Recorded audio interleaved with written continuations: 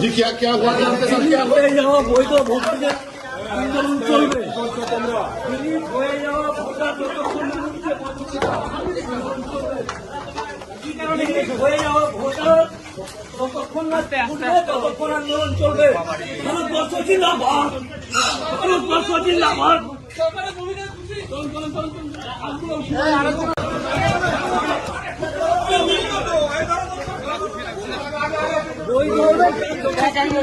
किसने आपको अरेस्ट किया है?